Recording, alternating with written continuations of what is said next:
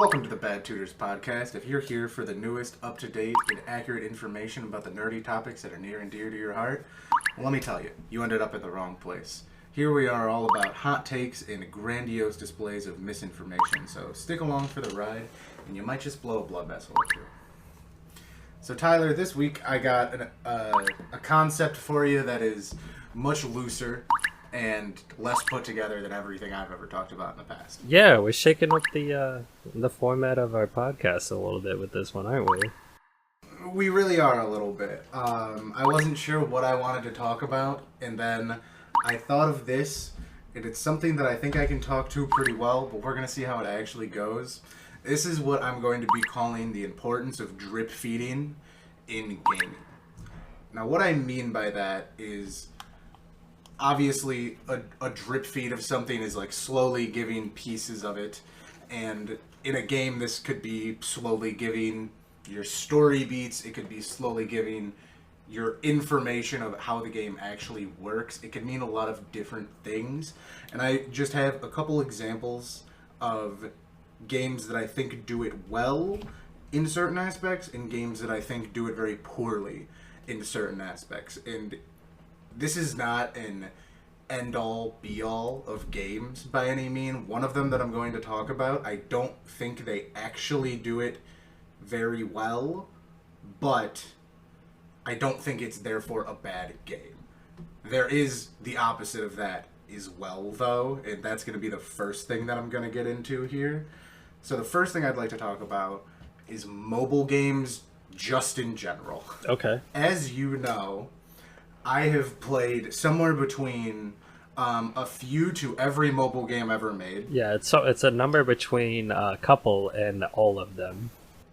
And it's honestly closer to all of them than a couple. Yeah. I have played a lot of mobile games. I've played far too much of them for far too long. So I feel like I have a decently good range to be able to talk about them, because I can tell now within like 5 minutes of downloading a game whether or not I think it's going to be good, and I'm going to continue to enjoy it. And like, that's not something I can do with like a console or PC game. Like, it really takes you a minute to like really figure out whether or not you're going to go, oh, this might not be for me, but it could still be fun, I'll keep giving it a try. With a mobile game, I can download it, have it install, and then within most of the time before the tutorial is over, I can go, okay, yeah, this one isn't for me. I'm not going to enjoy this at all. Sure. So where that kind of comes from is mobile games most of the time, if it's a game specifically developed for mobile, because there are, of course, a lot of games that are ported over to mobile from being a full game, and those ones normally work out pretty well, assuming that their base game that they're coming from also worked out pretty well. I'm going to talk about it a little bit later, but I've been playing a lot of Slay the Spire, and I started playing it on mobile, and it does everything very well because the PC and console game Slay the Spire is a good game. Where a lot of new mobile games, the one that I'm going to take as, I guess, my most specific example, because it's the most recent one I can think of, is Street Fighter Duel. It's the new Street Fighter game. It's on mobile. Oh, of course. Now, yeah. Inherently, it's not awful. It's definitely not a Street Fighter game. It just has a Street Fighter skin on it, but like, it isn't the worst. I haven't continued to play it, but like, the reasons that the gameplay is bad is not what I'm here to talk about. It's just very boring. It's another one of the games where you can either kind of play it or just hit auto, and then it just plays the game for you, which, like, in a grinding sense, there's a point where that's okay, but if you just use it to use it, it doesn't make for a very fun game. But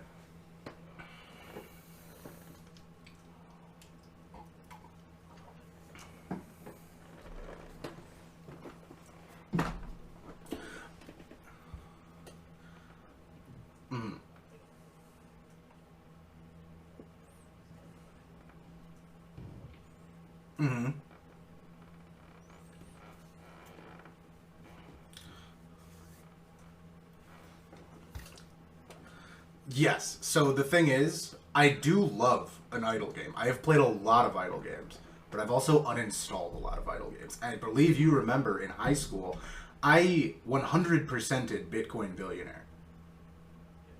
So, like, I love me a good idle game. What the issue that I want to get into, specifically with Street Fighter, is the tutorial. The tutorial is what is going to tell me, personally, whether or not I'm going to like this game. And this is where my concept of drip feeding information comes in.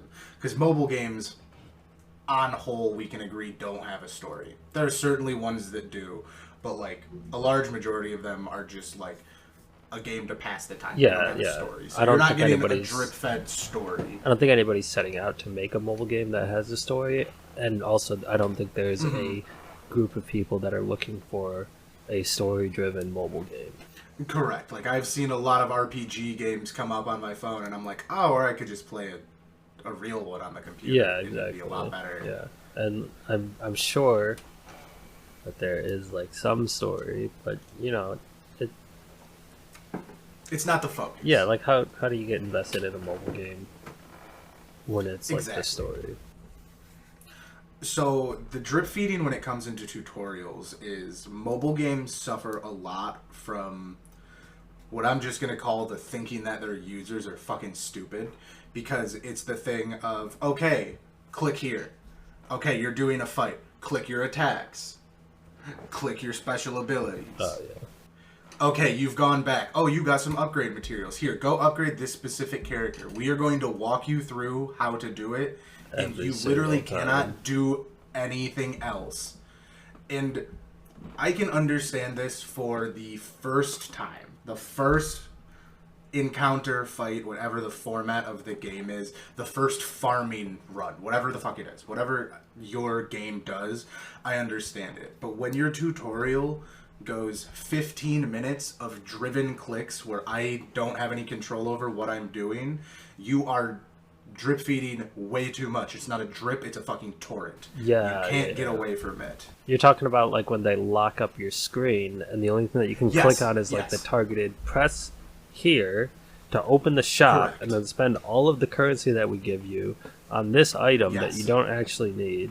In my biggest issue with that, other than the fact that it is just inherently annoying, which it is for sure, is that you don't after that tutorial is done, 90% of the time when I'm playing these games that do that, and I do go, okay, I think I'll still like the game afterwards, I'll slog through this tutorial.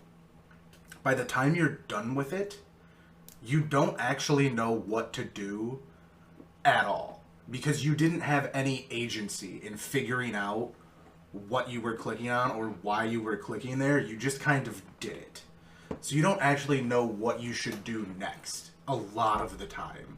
And that's my biggest issue. Like in the Street Fighter one specifically, it had like your normal, air quotes, campaign mode where it's just level 1-1 through level 115 and you have to like continue to do that. But then there was this like side mode that it was like you could pick different fights and like it was honestly kind of like a Slay the Spire-esque roguelike type thing where you just keep progressing. But I was like, I don't know what this is or why I'm here or what it's doing for me. Like, it's giving me in-game currency, I guess, but like what is the point of this? I know that you told me to come do it and you in fact forced me to come do it. It wasn't an option, actually. But, like, I don't know why I'm continuing to do this. When you take away the player's agency, it just ruins the longevity of them playing that game, unless they're, like, specifically super invested. But with the Street Fighter one, for example, it doesn't play like a Street Fighter game. So you're not going to keep Street Fighter fans, either. You're not going to keep fighting game fans, because it's not a fighting game. It doesn't act like it or behave like it at all. So like, what was the point in it? So let me see if I can sort of gather your thoughts on this. So what it sounds like is there are certain games that have a tutorial that is just like so hand-holdy, where it's like you need to go here and then here and then here. But it gets to the point where you just clicking what lights up on the screen to get through the tutorial because you're annoyed as shit, and then when you get through the tutorial, you don't know what the objective of the game is anymore because you just wanted to get to the point where you could do something that's your choice. Does that sound right? Exactly. So that's yes, that is exactly correct. So this is the opposite of drip feeding.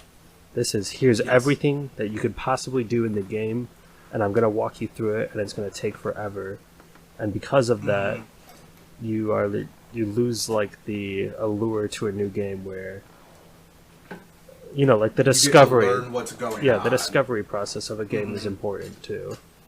I think I agree with all of those points actually, and mobile games are notoriously atrocious for that. Exactly. Where I do have some good examples of this. Another recent one actually is another just pre-made IP that they made a game for. It's actually Mighty Doom. It's just like a little bullshit Doom game. If you've ever heard of the game Archero, it's literally the same format. You just you're an auto shooter that you control the movement, and you get level ups that give you like crazy powers and stuff, and you just have to keep going and keep killing things. Perfect format for Doom. Makes perfect sense.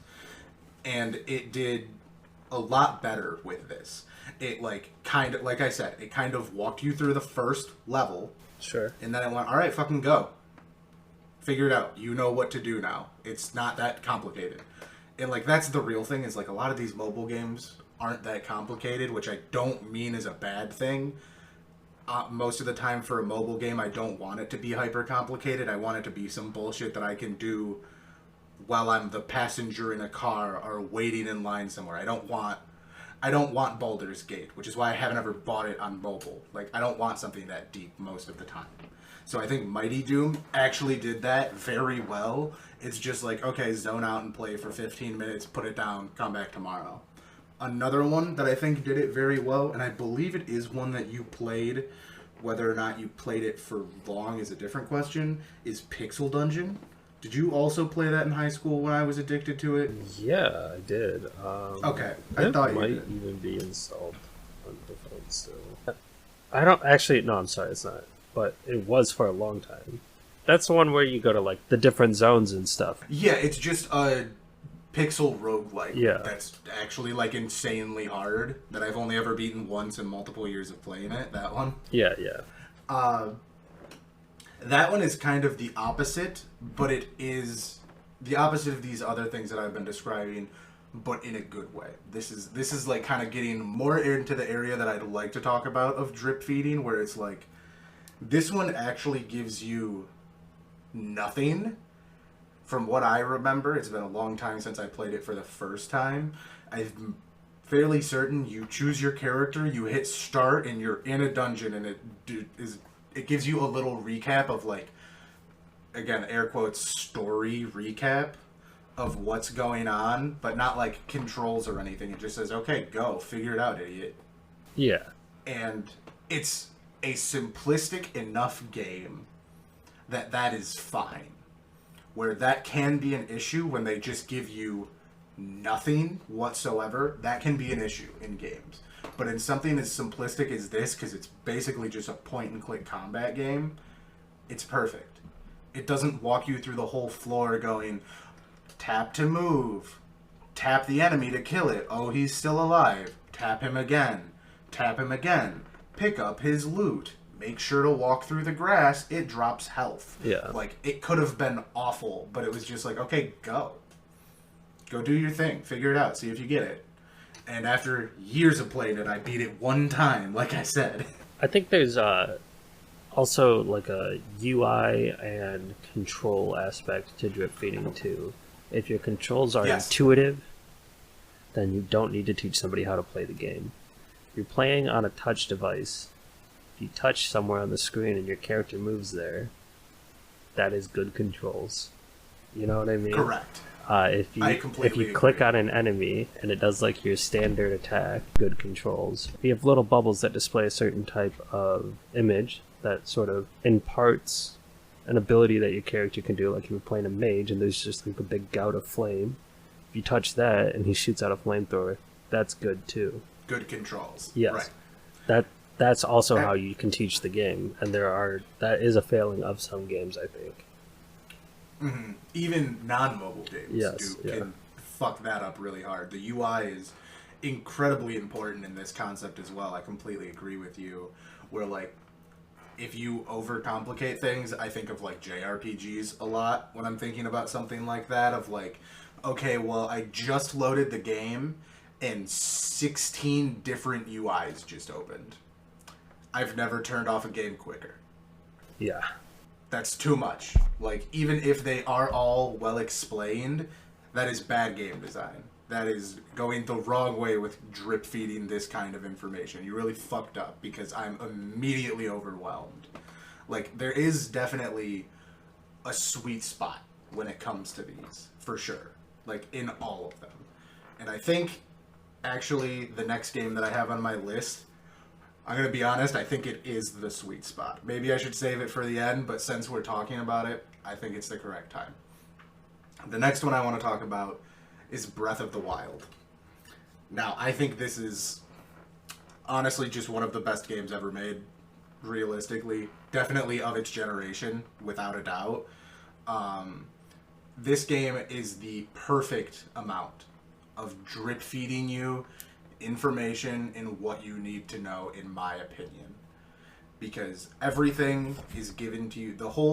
Have you played Breath of the Wild? I can't remember. I played a little bit of it. I never finished it.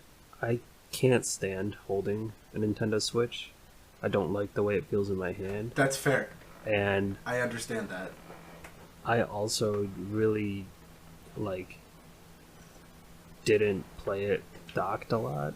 But I did play a fair bit of it, and I actually watched some of my friends play a lot of it when it first came out. Yeah, I think I'm sure you'll get into this more. I think the progression system, from what I can tell, is perfect because I'll let you talk about the progression system, but from what I have seen, as you play more, the world itself opens up more, and your limitations within the world sort of fall away if you can get creative enough. Exactly. So, the opening of the game, you're on the Great Plateau, and you have to, how you get off of the Great Plateau is, it's, as one would guess, it's a big plateau within the world, so you can't jump. You can find the edge or you can jump off, but there is no point around the entire radius of this area that you could jump off and not die from fall damage.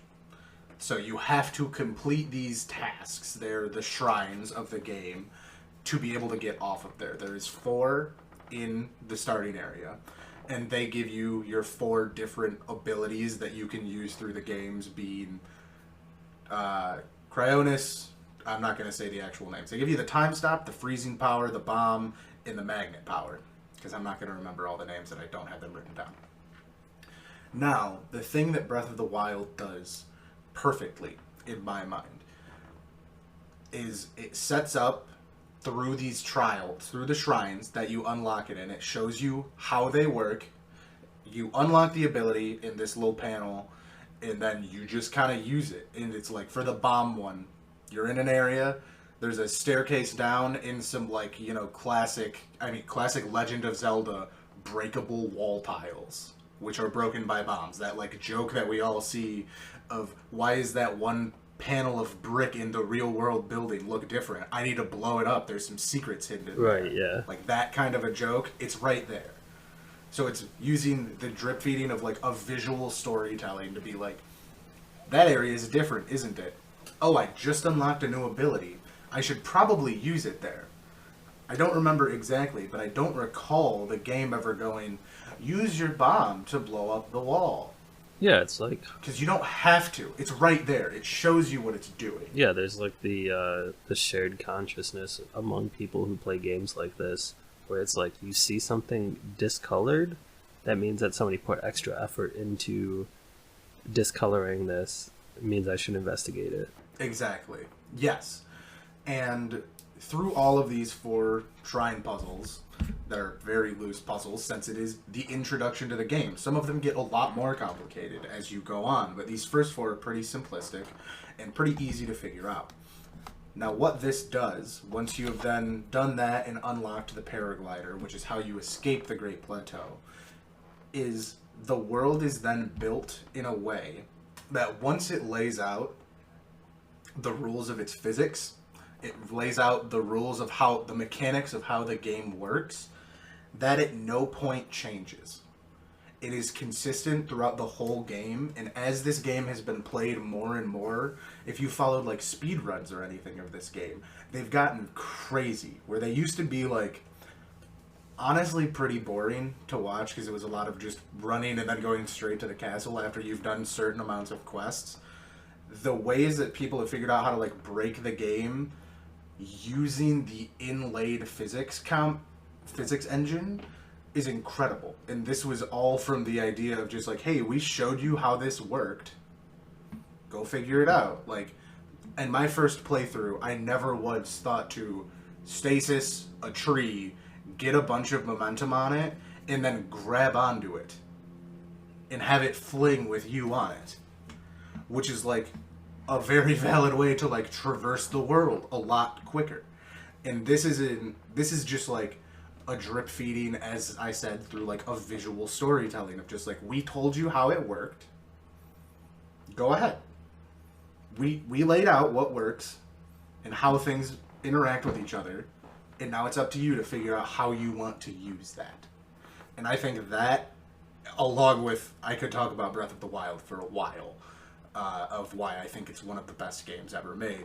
But for the context that we're talking in, I think that's like the biggest reason of why this game is so good and why it's still being played as much as it is. And like, obviously, if we're just talking about drip feeding in the way that I want to, the story also does do that. But in my opinion, I was never playing Breath of the Wild for the story. It's fine, but it's a it's a Legend of Zelda game. There's some places you have to go, then you have to defeat Ganon. That's the story. Like, that's not a spoiler. That's, everyone knows that that's what's gonna fucking happen. Right. Yeah. So that's kind of what that's all about. But like, in the way that it teaches you how the world works, it teaches you what you can do within it. I think this is just the pinnacle of the concept that I'm talking about. Yeah, I think Breath of the Wild much, bar none, captures it in the way that the more you mess around with the tools, the more familiar you are with them, and then because of your familiarity, you are able to use them to their full potential. Another game that I think does this really well is the Dishonored games. You have all of these gadgets, yes. Mm-hmm. and like, you know what I'm talking about, and all these different weapons. Yeah. And you can get used to the way enemies move, enemies react, and how you can interact with the environment, so that your first playthrough, you know, you might be stealthing the entire way, but you're moving a lot slower. And on your second playthrough, you are incorporating some of the gadgets and stuff. And then your third, fourth, fifth, you're just like honing each level into a, like, moving your opponents through like a death trap, you know, maximizing your movement and like when you do certain things so that it feels as smooth as possible. And I think maybe with Dishonored, the fact that you can maybe get there on your first playthrough, but most likely you're going to want to go back and play it again to like really hone up. I think that might be a weak point, because, you know what I mean? Like, you can never really fully grasp the controls on the first playthrough of like a Dishonored game. But yeah, I think Breath of the Wild, you can get to that experience on your first playthrough because it's just such a big open game, and you're interacting with the world and learning more about it all of the time. I completely agree with that. I've only played a little bit of Dishonored, but yeah, I think that's a really good analogy to go with that as well. It has a very similar feel to it, just in a more linear, story-driven Right, experience yeah. than an open-world one. So the next one I want to talk about is the other game that I've been playing far too much of recently, and I mentioned it a minute ago, is Slay the Spire. Now, Slay the Spire, if you don't know, is a roguelike card game where you're climbing up the spire, doing combats, events, hitting shops, elite fights, and then a boss at the end of each act. And every time you finish a fight, assuming you don't have any ulterior factors, which I'll cut out for the sake of simplicity, if nothing else, you get a choice of 3 cards to add to your deck. You have, in every run, you have a deck that starts at, I believe, 15 cards with 4 different possible classes to choose from. Now, adding cards to your deck, what I'm going to talk about is true of all card games, so I know you'll be able to relate to this, certainly, but it's slightly different in the way that cards are presented to you, where, like, I could have talked about this in a Hearthstone or a Magic the Gathering type of context, but it's a little different because you always go into a game of Hearthstone or Magic the Gathering with your deck. Unless you're drafting, which is very different in the context of this. Right, yeah. You're never assembling your deck as you go. Even when you draft, you assemble your deck, but you come with a full deck to the game. Right. So Slay the Spire does it in a way where, again, it kind of walks you through your first combat and then showing you the first, like, how to move throughout the map type of thing. But then it just gives you cards and relics, which relics affect how the game is played in certain ways. Say, applying more damage to certain things or letting you heal after fights, things like that. But every character has very different ways they can be built, but it's not like the game ever tells you. Like, the first one that is immediately available upon playing the game is the Ironclad, which is like the big fighter boy. And you can either build him with like a bunch of like damage boosting, so like it's basically a glass cannon of, man, I better hit them with one big attack and kill them before I'm just fucking dead.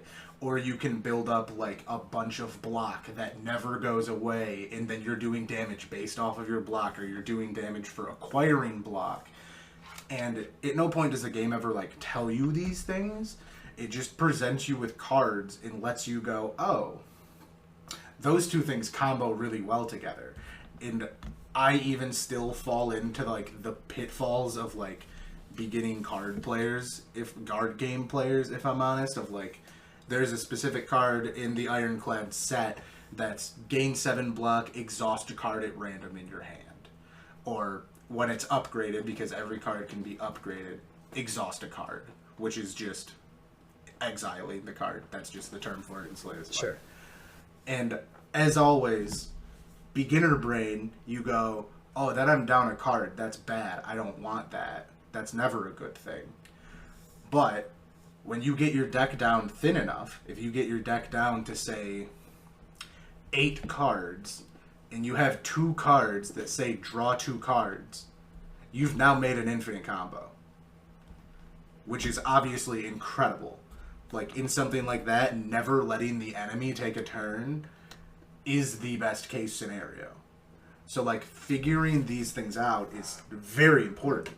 It's like Hero Realms, in the way that you get more cards, but getting a bigger deck isn't necessarily your goal. Your goal is to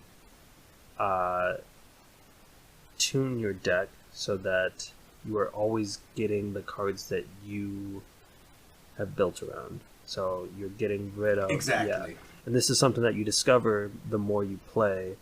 And like you said, as you're a beginner, you're like, oh, I don't want to get rid of cards, because what if I need, the card that like gains me 2 life or something. But then as you play more, you're like, well, if I'm relying on a card to gain me 2 life, then I'm a fucking loser. I'm fucked anyways. Because I'm gaining nothing. If I'm at that point, right. If 2 life over 4 turns is going to save me, then I'm probably going to die in 6 turns anyways, because I'm not doing anything with the rest of my turns. In that idea, I'm still saying is like playing into that drip feeding of like, it's giving you all of the options. It's presenting to you everything that you need, and going, we think that you're smart enough to figure this out, or you'll die. But when you die, you'll go, man, what did I do wrong? I didn't die for no reason. Something killed me. What did I do wrong to make myself not live? What didn't I have that would have allowed me to live? And you can think back to other things you've gotten and go, oh, maybe if I, in that same vein of, if I had the exhaust card and exhausted 4 of my basic starting cards throughout the fight, I wouldn't have drawn into 5 attacks and no blocks. So I would have lived. Like, in theory, of course. It's all still RNG card game, so there's only so much you can really say with that. But, like, when you're thinking about it like that, it's like teaching you how things go without explicitly teaching you these things. And I just think it does it so well. Do you think that a game not explicitly telling you... Let me rephrase that. Do you think a game expecting you to sort of reach a conclusion such as that one, do you think that's a healthy point for a game to be at? In terms of like the drip feed, where it's like, okay, we want you to struggle and we want you to maybe even get a little bit frustrated with the fact that you can't pass this challenge, to the point where you reevaluate your approach to it. Like, for instance, I know you play the Soulsborne games as a big bonk guy. I don't play the Soulsborne games at all. Is there any point in those games where if a boss needed you to not bonk it, like instead hit it with arrows or magic or some shit, would you be okay with that? Is that, you know what I'm saying? Yeah, I see what you're getting at. I would say it very much depends on the game. I think there are games where that does and doesn't make sense.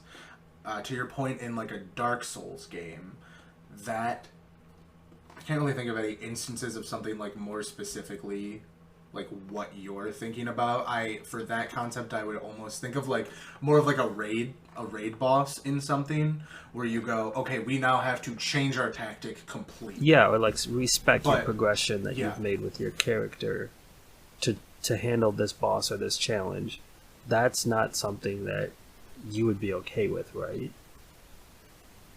Or would you be? It is. That I would say that's something that I'm okay with. Phrasing it that way, that makes me think more of Elden Ring, where specifically the final boss of the game, on one of my first playthroughs, I've done many playthroughs, I had a whole character centered around the blood loss mechanic, which the final 2 bosses of the game are completely immune to it. Okay. Now, it took me a couple tries to figure out that they were immune to it, because at first it was just like maybe they have like a really high immunity to it, and you just have to hit it eventually, but then you figure out that they don't, and I was like, oh, my whole build is fucked now. Like, I still do decent damage, but like when that's the whole thing that I'm doing, that makes things really fucking difficult. Our friend Nick, who played through as a faith-based caster, both of the 2 final bosses of the game have like somewhere between 70 to 90% holy resist.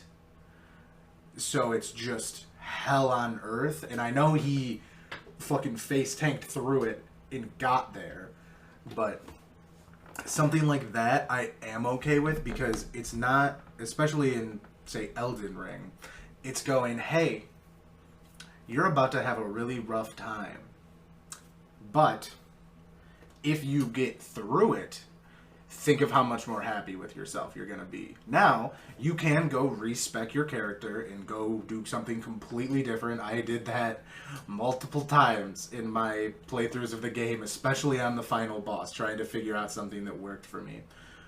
But in general, I do think that's something that's, at the very least, okay. I would say I don't have a strong opinion one way or the other. It would depend situationally based on the game, I would say. Okay. But that's something I would be okay with, as long as it's not forcing you to do it necessarily. Like I said, I did beat that final 2 bosses with that build that I had that was technically worse for them because my ability didn't proc on them. Nick beat the game with them even though they were taking 90% less damage than they should have been. Yeah. So you can still do it, where if it was, hey, it doesn't work, I think that's kind of shitty. Okay, what if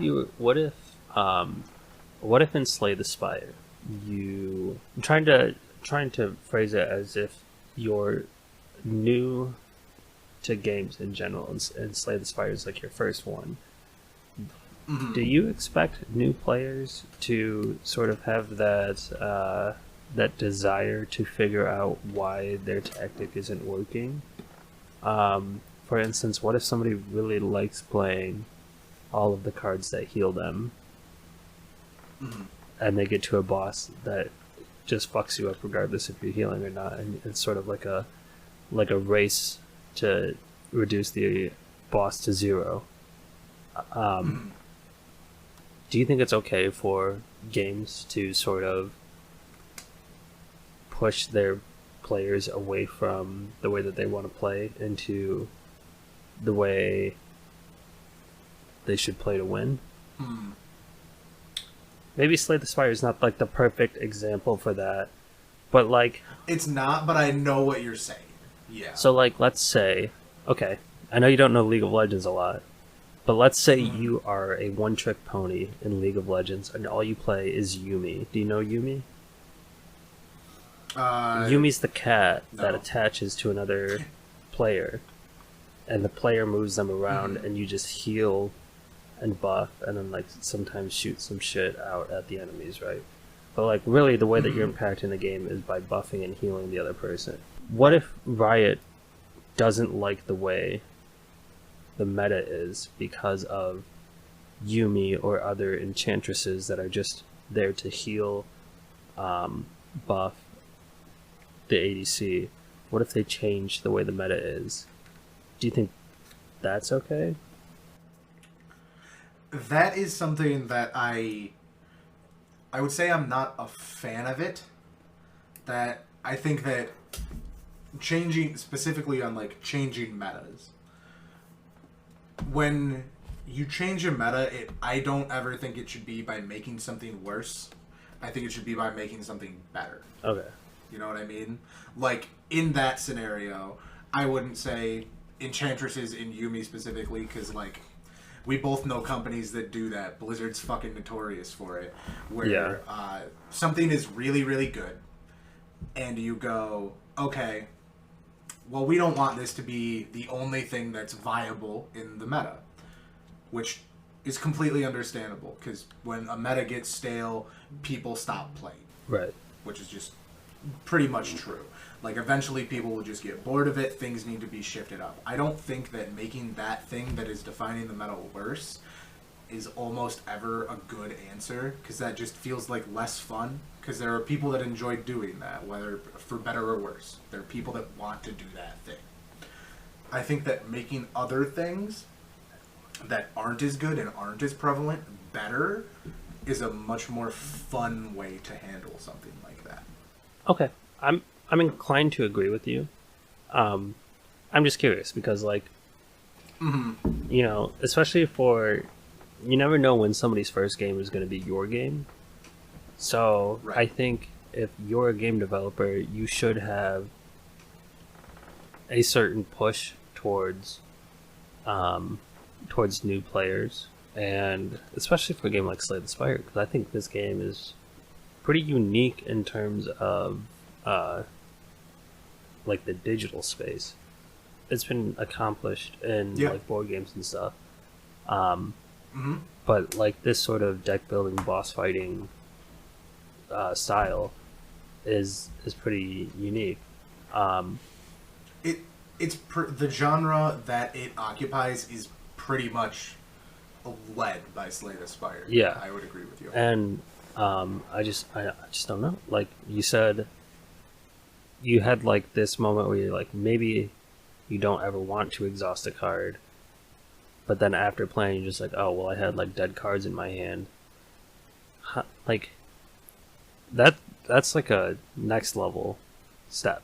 It's like sometimes I'll be playing Magic and I won't realize that a card's fucking dead in my hand because I like the card, you know. And Right.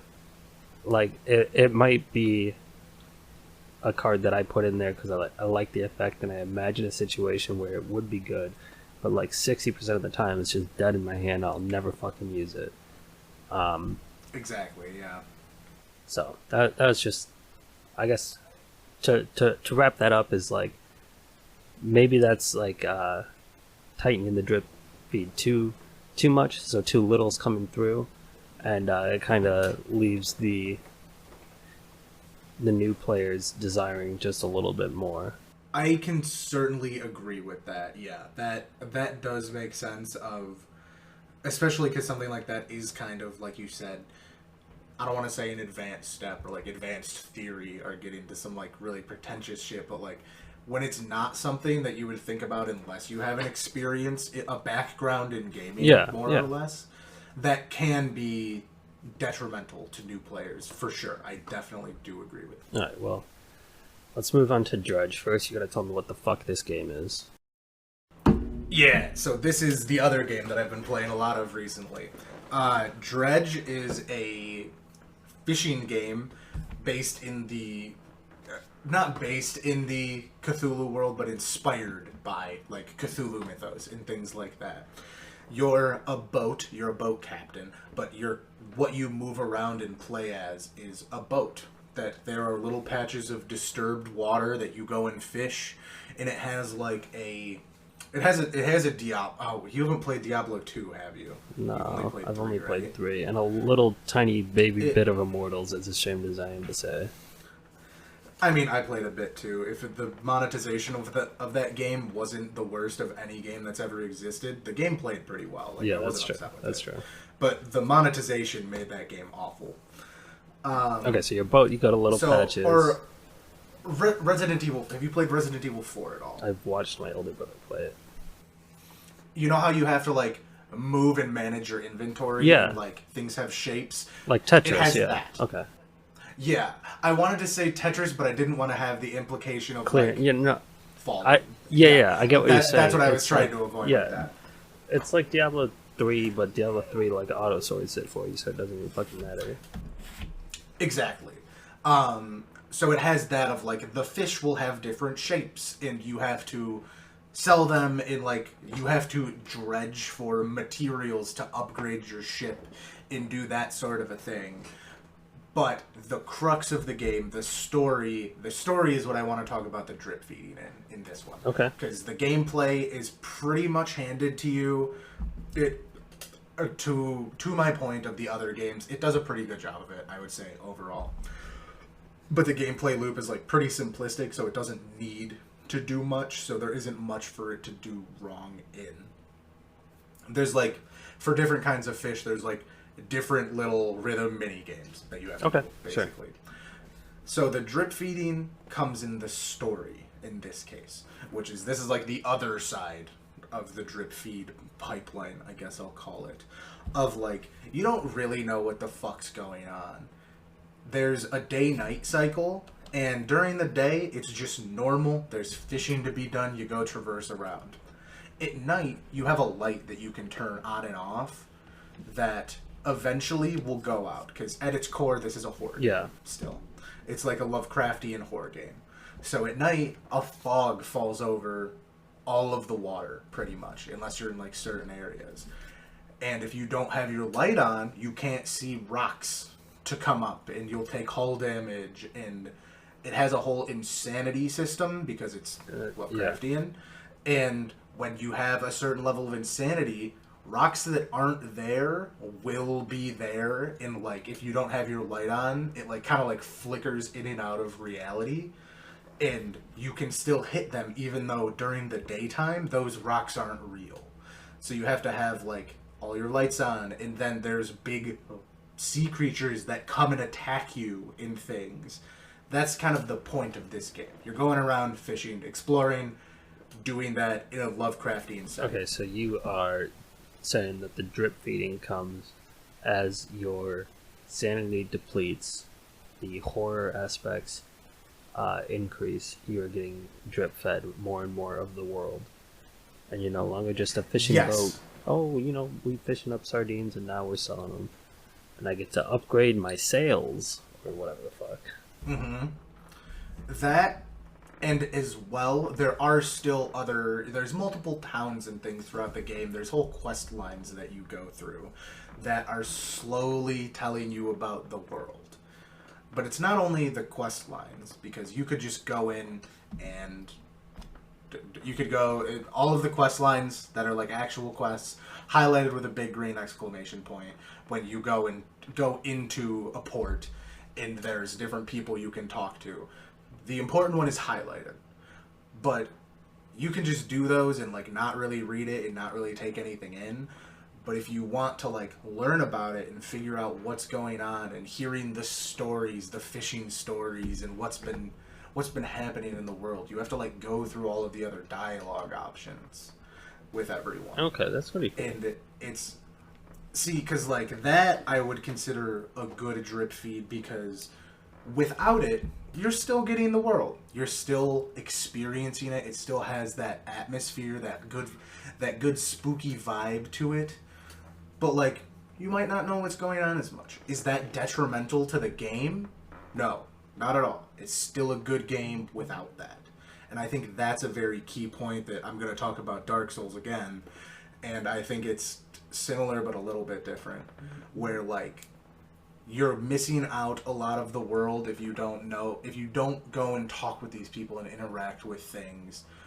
But like, it's still fine. But if you get it, the world feels so much more real and so much more lived in. And that kind of a drip feed to it makes a lot of sense to me, where it's just like, this is here if you want it. If you just want to play through and you want to be a little fishy boy, go be a little fishy boy. There's no issue with that. But we have this whole world here for you if you want it. And it's pretty cool. And I hope you like it. And that's what I think Dredge has been doing a very good job of. Cool. So it's like a mystery of the world that gets uncovered through the stories within it, sort of thing. Yes. I don't want to spoil anything really. Also because I haven't really... You haven't gotten deep enough. I'm maybe like halfway through. The actual main quest of the game is you talk to this one guy after finding a real fucked up mutated fish and getting a relic. And he's like, I've been done looking for them relics. How about you go find me some more of them? And those take you to the different areas of the game to do basically a main quest to unlock the way to get the relic, to then take it back to him, and then you get like big Cthulhu powers. Gotcha. That's kind of what happens with that. And like, that's actually, saying it that way, that's another very good way that it like kind of drip feeds you through the game, is there's 4 main areas, the 4 corners of the map. They all have like different fish in different locations to fish, that kind of a thing. And you can just go explore them on your own, but the main quest line will take you to each of them. So it's kind of like, hey, if you haven't been here already and haven't kind of like already figured stuff out, go take a look out there. There's some stuff to do. It's pretty cool out there. And I think that also helps it a lot as well. And it's like, if this game keeps up with how it's been by the time it's over, like I said, I think I'm about halfway through-ish, this will be one of my favorite gaming experiences of like recent times. It's really good. I highly recommend this game. And I think this is actually the game that like kind of gave me the idea for this, of like how it influences things. It's very good, very well made. Just like some little indie game that came out that I saw on a TikTok ad and was like, yeah, I'm gonna play that. It's like the perfect breadcrumb trail.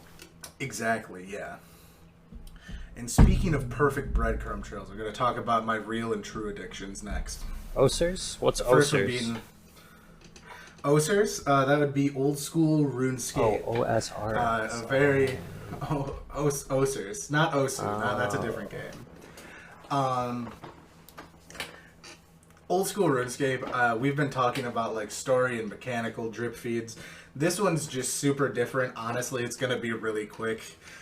This one is just a drip feed of literal fucking dopamine. Yeah. They figured it out. They cracked the code of as you play it as well. For people that don't know, that didn't play this game in elementary and middle school and then forget it existed for 15 years like the rest of us, you do certain actions no matter what it is, whether it's fighting or doing combat, wood cutting, fishing. There's a bunch of different skills in the game. I'm honestly not going to get into it too much. You get XP for every one of these actions, and as you do it, it scrolls across the screen of like 28 woodcutting XP, 28 woodcutting XP, 28 woodcutting XP, and then you do certain things where it's like 120 woodcutting XP, 120 woodcutting XP, and it just keeps going. And just seeing that on the screen is just like a constant dopamine feed.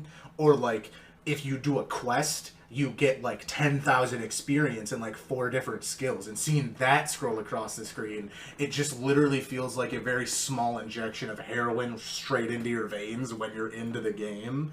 So they kind of mastered it in forms of addiction, not in forms of like good gameplay necessarily. I like the gameplay of the game, obviously, but like they just mastered it in a form of like, we know how to keep you here.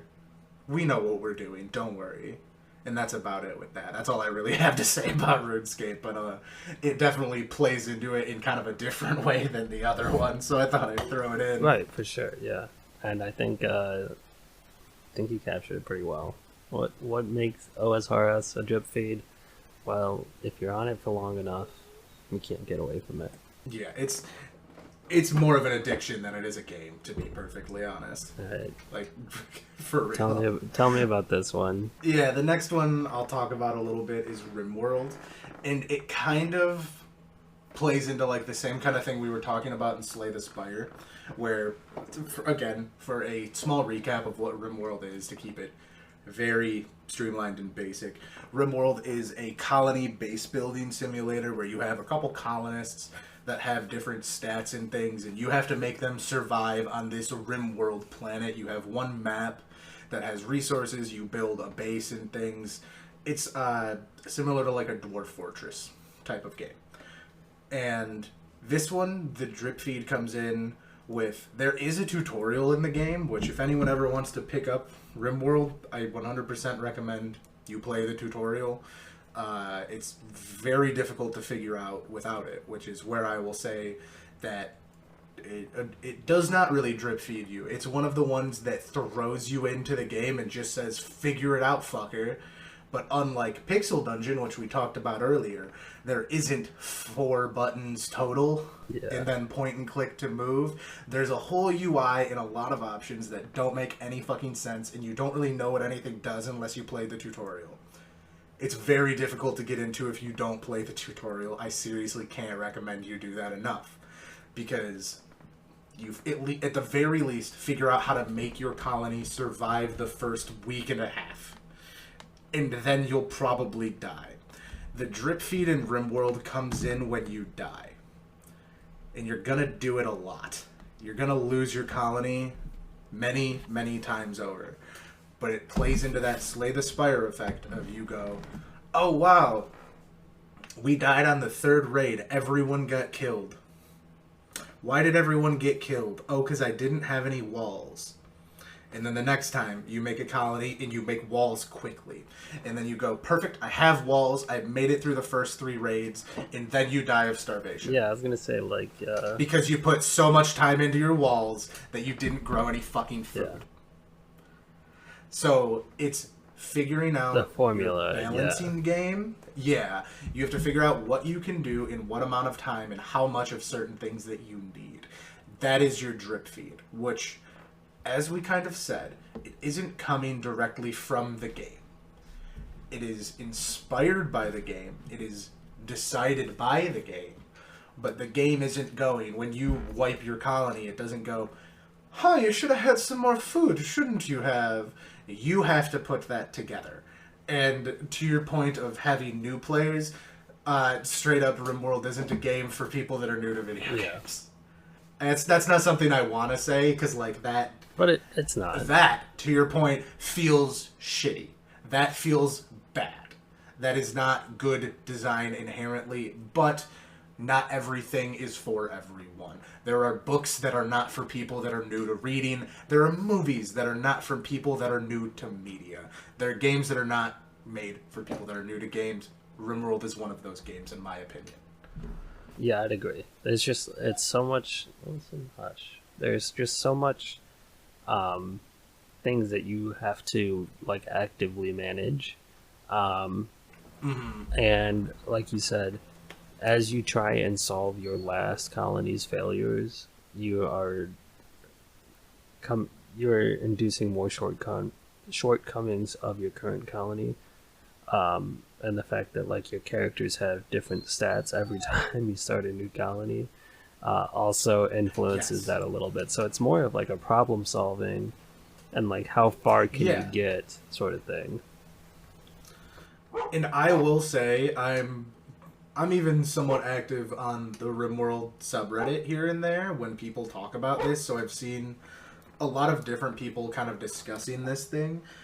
Personally, with my fucking depressing playtime of 2,068 hours, I am a very big advocate of taking that idea and at least on your first couple colonies, instead of having to restart every time completely, save scum. It's okay. You're learning. Yeah. Figure it out. I've done that countless times where I die in a raid or I die because of X thing and I go, okay, I'm going to roll back 4 autosaves and I'm going to do it until I figure out why I died. And I'm going to figure out how to not die in this scenario. So next time it comes around, I don't have to do this. I already know what I did wrong. And I think being able to pick that, I think that's a good way to our point of being able to pick that out. Where like in Slay the Spire, you don't get that chance. You can't, it's auto-saved every floor. So you cannot just go, okay, I'm going to go 3 floors back and then pick this card and then actually do it this way.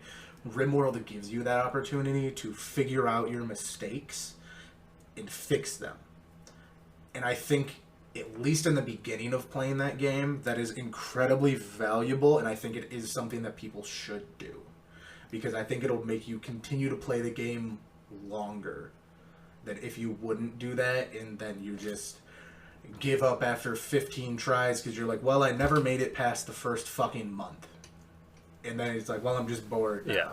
Like, let yourself get to the later game where it's more fun once you've played it a couple times. Like, that's okay. Save scumming and something like that, to me, is completely okay. It's not an issue. So I'd recommend that if you ever get into RimWorld. The next one that I'll talk about, unless you have anything to add to that, of course. I know you haven't played RimWorld. I played a bit. Not 2,000 hours. Oh, have you? Oh, we have played a little bit, yeah. You know, yeah, that's my real gaming addiction. In RimWorld, let's see how many hours I played in RimWorld.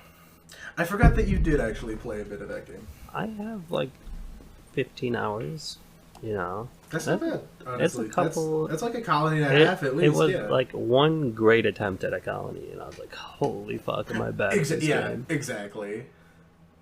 Yeah, that's one of the ones that... The main joke is that after the first 1,000 hours, you've completed the tutorial.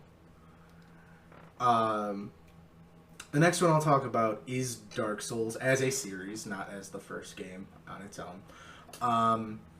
It has... I go back and forth on it, because it has that similar thing to Dredge that I kind of talked about, where, like, the world exists and it's real vibey and a good experience, but it doesn't really tell you fucking anything about it.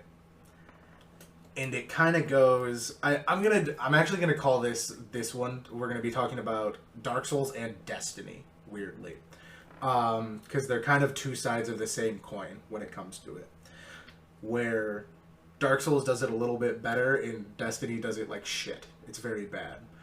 How you learn the story in Dark Souls is reading the description of every item that exists and like talking to every NPC multiple times, which like that's not inherently detrimental, but it's just not done quite as well unless you really want to get into the world.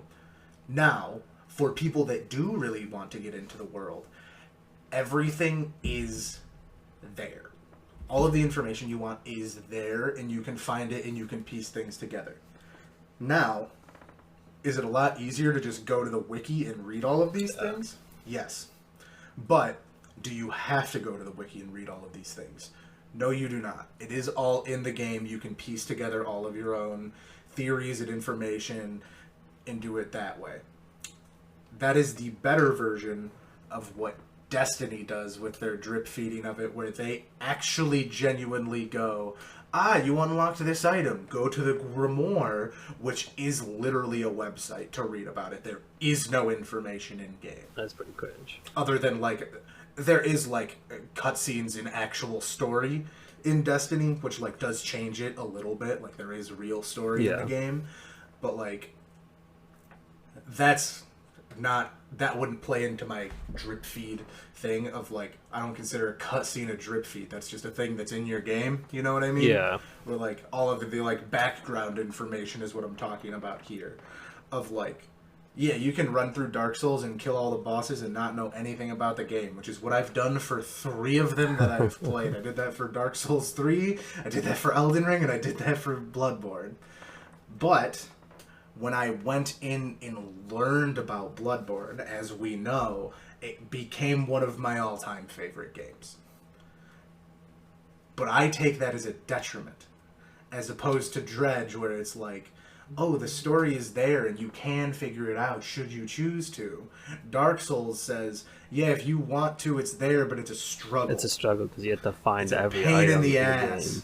You have to read about it. Exactly. Yeah. I agree. That's kind of stupid. Bad. Or like, if the incentive is to figure out how to get better at the game, actually, I don't want to say that, because to get better at a game, you probably should go online if that's like what you're trying to do, and like go figure out how other people got better. Yeah, I would agree with that. If you want to learn like the story of a game or something like that, everything should be, you should at least have an idea of it.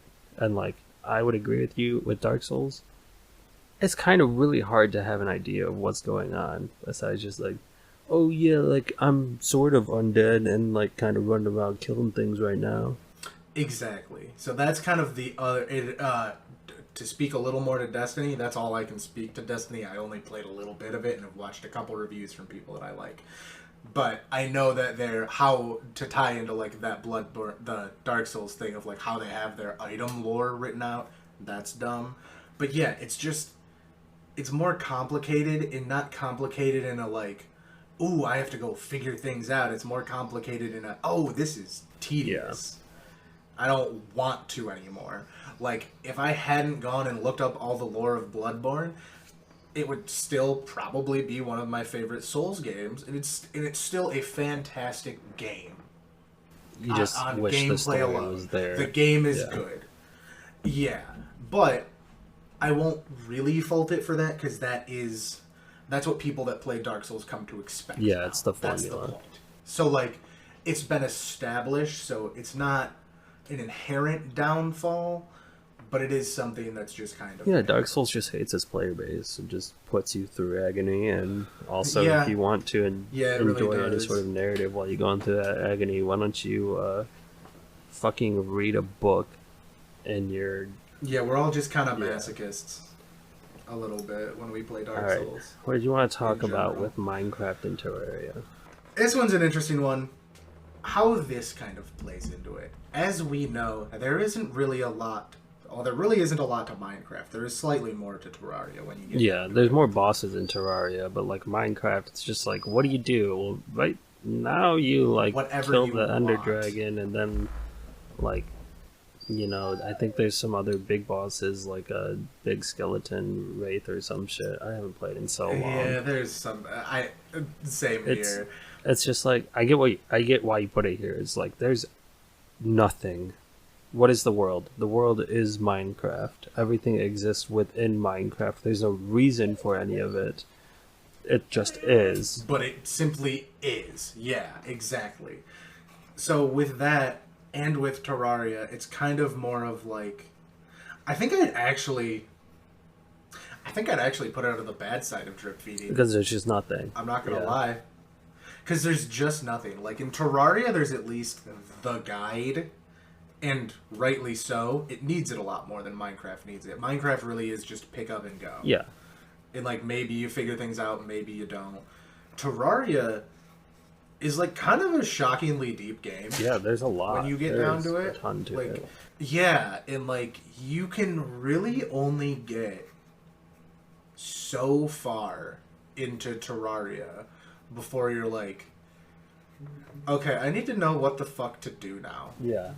Like, you can go, you mine, you get your armor, you find your chest, you get a couple things, but then it's like, okay, now what? And it's like, there's bosses, and eventually one will spawn. And it's like, okay, but there's also, like, items that spawn pretty much every single boss. And, like, I don't know how the fuck anyone is going to figure out how to spawn Wall of Flesh on their own. You have to go online, and I think that's like, you have a bad to figure thing. something out. It's especially annoying because Terraria doesn't actually have that many good guides. I've looked. So it's actually like, not only is it kind of difficult to figure out, but the wiki isn't that good, and there aren't like dedicated guides to being like, here's how you should do things. So you really are just kind of on your own figuring things out. And there's something to be said about that being good. But there's a better way to tackle it than I think they do in, like, Minecraft and Terraria. We're, like, the same with Minecraft if we want to talk about specifically the one boss that really matters. To find the end stronghold, if you don't just happen upon it, you have to... I'm not even going to get all the fucking steps. You have to kill an Enderman. You have to make the Eye of Ender. You have to kill an Enderman to get the Ender Eye. Mix it. Do the brewing stand thing. And you got to throw it. Yeah. And then go pick it up. And you have to have a bunch of them. And hope it doesn't pick break. It up, And, like, I think they finally introduced having basically the too many items interface in base Minecraft from what I've seen. Like I said, I haven't played it in a very long time. Yeah, like the crafting and stuff. It kind of looks like it's there. And I think maybe it's... So at least you know it is a thing you can make. Yeah.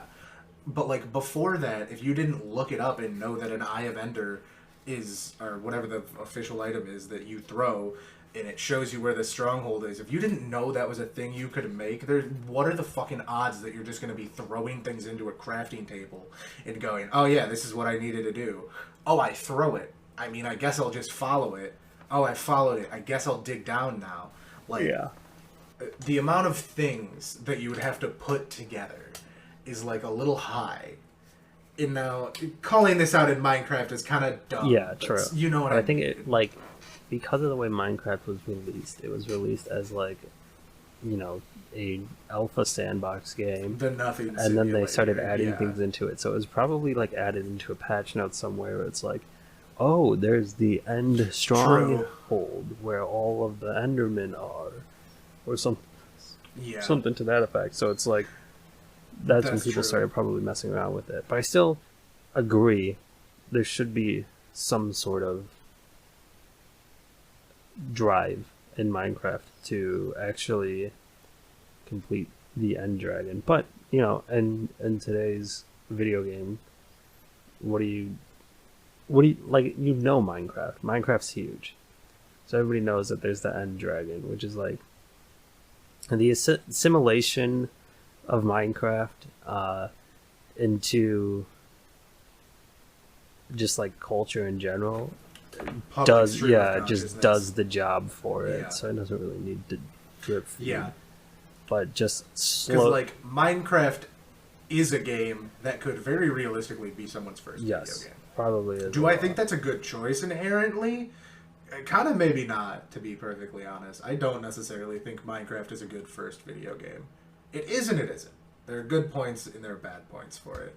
I think it's a little too open-ended to be like a good first experience in video games, to be perfectly honest. I think it's like a good second, it's a good first sandbox game. Absolutely. What experience Not in a good Minecraft first are you video gonna like game. look back on fondly and be like, this was my favorite moment in video games? Like, this is the moment that I think about, like, when I was playing like when I was a kid playing video games. I was like, it's so awesome, you know. I chopped a tree down with my hand and turned it into an axe so I could chop trees down faster.